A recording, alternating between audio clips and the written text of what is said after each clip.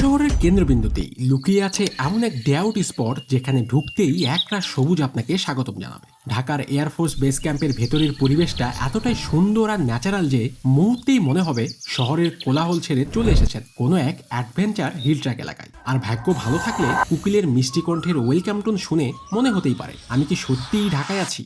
এখানকার দারুণ সব অ্যাডভেঞ্চার অ্যাক্টিভিটি শুধু আপনার দুঃখ ক্লান্তিকেই দূর করবে না, সাথে একটি সাধারণ বিকেলকেও করে তুলবে একদম এক্সাইটিং।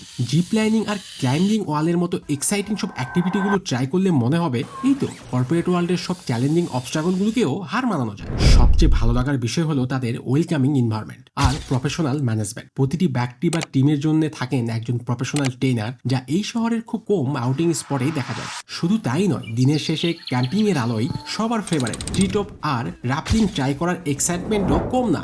শুধু বড়দের জন্যই নয়, শিশুদের জন্য রয়েছে নানা রকম ফান অ্যাক্টিভিটিস, আর্ট আর লেগো প্রতিযোগিতা, যা হয়তো ঢাকার মধ্যে একদমই ভিন্ন একটি কনসেপ্ট। শুধু অ্যাক্টিভিটি নয়, এক কাপ কফি হাতে সবুজের মাঝে বসে ঢাকা সিটির ভেতরে এমন ন্যাচারাল ভাইব পাওয়াটা সত্যি খুব রেয়ার। আর সবচেয়ে ভালো লাগার বিষয় হলো মাত্র 200 টাকা এন্ট্রি আর 400 টাকার প্যাকেজ নিলেই খাবারের সাথে অ্যাডজাস্টমেন্ট। এছাড়াও আরও সব প্যাকেজ সম্পর্কে জানতে কমেন্ট চেক করুন।